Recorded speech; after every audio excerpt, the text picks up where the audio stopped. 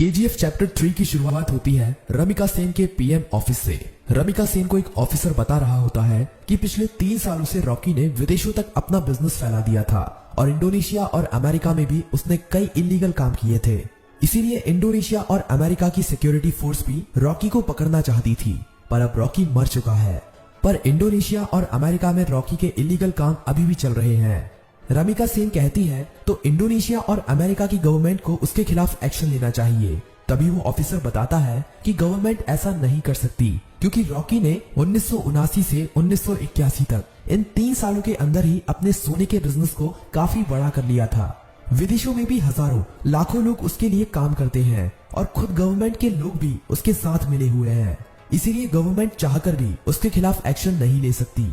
Film की कहानी अब फ्लैशबैक में जाती है और हमें रॉकी के जीवन के उन्हीं 3 सालों के बारे में पता चलता है, जिसमें उसने अपने साम्राज्य को विदेशों तक फैला दिया था।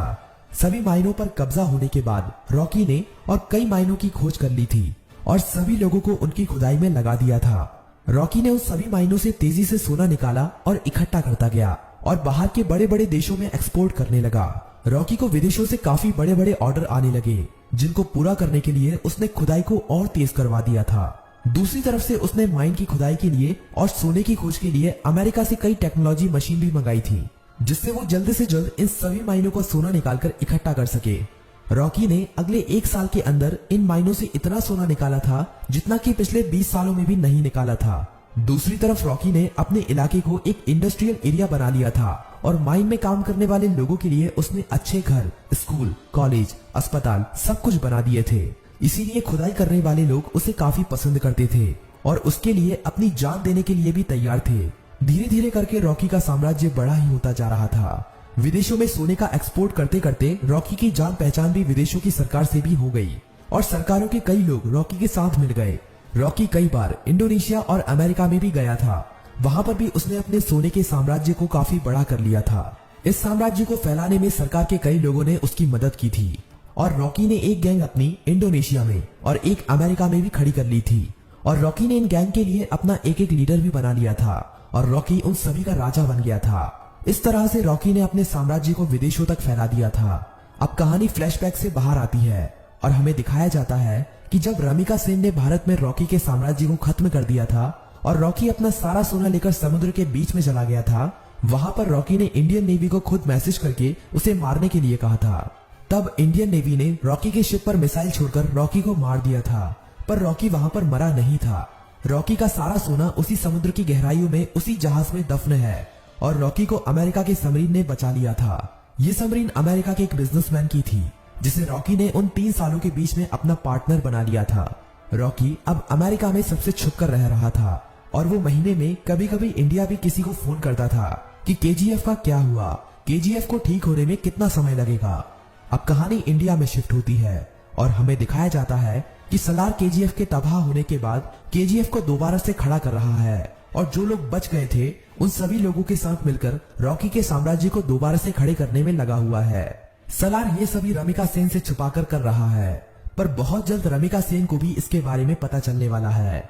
धीरे धीरे करके सलार रॉकी के साम्राज्य को दोबारा से खड़ा कर देता है और दोबारा से माइनों में खुदाई शुरू हो जाती है। अब सलार रॉकी को फोन करता है और कहता है, मालिक, हमने आपका साम्राज्य दोबारा से खड़ा कर दिया है। जिस तरह आपने कहा था, अब आपके लौटने का समय आ चुका है। रॉकी कहता है, सलार, तुम्हारे लिए मेरे पास एक काम और है। तुम्हें उस सोने को समुद्र से निकालना है जो हमने इतने सालों से वहां पर छुपा के रखा है। वो हमारी माइनों से ही निकला हुआ सोना है। इसे हमें किसी भी कीमत पर समुद्र से निकालना है। इस सोने की मदद से ही मैं दोबारा से भारत में अपने साम्राज्य को खड़ा करूंगा। सलार सोने को समुद्र से निकालने के काम में लग जाता है और इंडिया में अब एंट्री होती है रॉकी की। सलार अपने लोगों को कहता है कि मालिक कई सालों के बाद यहाँ पर पधार रहे हैं, उनके स्वागत में कोई भी कमी नहीं रहनी चाहिए। किसी को नहीं पता था कि ये मालिक कौन है। रॉकी अकेला ही अमेरिका से आ रहा होता है। केजीएफ में रॉकी का स्वागत धूमधाम से किया जाता है। सभी लोग रॉकी को देखकर हैरान थे, क्योंकि उन्हें लग रहा था कि रॉकी मर चुका है, लेकिन रॉकी तो अभी जिंदा है। रॉकी अपनी माइनों का काम देखने के बाद सीधा मिलना चाहता था रमिका सेन से। सलार कहता है कि हम भी उसके साथ चलेंगे, पर रॉकी कहता है कि नहीं, मैं अकेला ही मिलने जाऊंगा। रॉकी अकेला ही अपनी रोल्स रॉयल कार में जा रहा होता है। तभी नाके पर पुलिस उसे पकड़ लेती है। पुलिस वाले जानते नहीं है कि वो रॉकी है। वो रॉकी के पास लाइसेंस ना होने की वजह से और ओवर स्पीडिंग होने की वजह से थाने ले जाती है। वहाँ पर रॉकी कुछ नहीं बोलता, बस अपने आदमियों को फोन कर देता है। थाने में बड़ा ऑफिसर आता है और रॉकी से चिल्लाकर बात करने लगता है। तभी पूरा पुलिस स्टेशन हिलने लगता है और कई हेलीकॉप्टर और बंदूक लेकर रॉकी के आदमी यहाँ पहुँच जाते हैं। उन आदमियों से एक आदमी रॉकी का लाइसेंस लेकर थाने के अंदर आता है और पुलिस को लाइसेंस दिखाता है। पुलिस वाला लाइसेंस पर रॉकी का नाम पढ़कर हैरान रह जाता है और रॉकी को वहाँ से जाने देता है। रॉकी अब सीधा रमिका सेन से मिलने के लिए जाता है। रॉकी के पहुंचने से पहले वो पुलिस वाला रमिका सेन तक ये खबर पहुंचा देता है कि रॉकी अभी भी जिंदा है। रमिका सेन ये खबर सुनकर हैरान हो जाती है कि अभी तक रॉकी कैसे जिंदा है। रमिका सेन को ये खबर भी मिल जाती है कि रॉकी के यहाँ आने से पहले किसी ने केजीएफ को दोबारा से खड़ा कर दिया है और केजीएफ से अभी भी खुदाई करके सोना निकाला जा रहा है। अब पीएम ऑफिस में एंट्री होती है रॉकी की।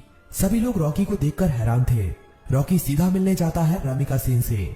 रॉकी रमिका सेन से कहता है कि मैंने कहा था ना, युद्ध हुआ तो जीतूंगा मैं और जीत मेरी ही हुई है। रमिका सेन कहती है कि अच्छा है तुम जिंदा हो, अब मैं तुम्हारे सामने ही तुम्हारे केजीएफ को तुमसे छीन लूंगी। रॉकी कहता है कि उसकी नौबत ही नहीं आएगी। रमिका सेन रॉकी की इस बात को समझ नहीं पाती, तभी रॉकी वहां से चला जाता है। अगले कुछ ही दिनों में रॉकी रमिका सेन की सरकार गिरा देता है और सरकार में अपनी पार्टी को जिताकर अपने आदमी को प्रधानमंत्री बना देता है। रॉकी अब दोबारा रमिका सेन को फोन करता है और कहता है कि अब क्या करोगे, अब तो तुम्हारी सरकार भी नहीं रही। रमिका सेन कहती है कि अब मेरी जिंदगी का एक ही मकसद है, तुम्हारी मौत। रमिका सेन रॉकी के सभी दुश्मनों को इकट्ठा करती है। रमिका सेन इनायत खली से भी हाथ मिला लेती है और जितने भी रॉकी के देश विदेश में दुश्मन थे सभी को इकट्ठा करके रॉकी को मारने का प्लान बनाती है। रॉकी को मार पाना आसान नहीं था। रॉकी जितना अकेला खतरनाक था उससे ज्यादा खतरनाक उसके गैंग के लोग थे। रमिका सेन को इंडोनेशिया और अमेरिका की गवर्नमेंट से भी सपोर्ट मिलता है, लेकिन रॉकी जानता था कि रमिका सेन उसके केजीएफ को तबाह करने में अपना पूरा जी जान लगा देगी। रमिका सेन जानती थी कि रॉकी को उसके केजीएफ में घुसकर मार पाना अब काफी ज्यादा मुश्किल हो गया है, क्योंकि अब रॉकी ने अपने केजीएफ में मिसाइलों को रोकने के लिए अपने केजीएफ के चारों तरफ रडार सिस्टम और काउंटर मिसाइल रख दिए हैं। अब अगर कोई भी उसके केजीएफ के अंदर घुसने की कोशिश करेगा तो वो मारा जाएगा। रमिका सेन जानती थी कि रॉकी को मारने के लिए उसको केजीएफ से बाहर निकालना पड़ेगा और अकेले रॉकी के मरते ही उसका सारा साम्राज्य खत्म हो जाएगा।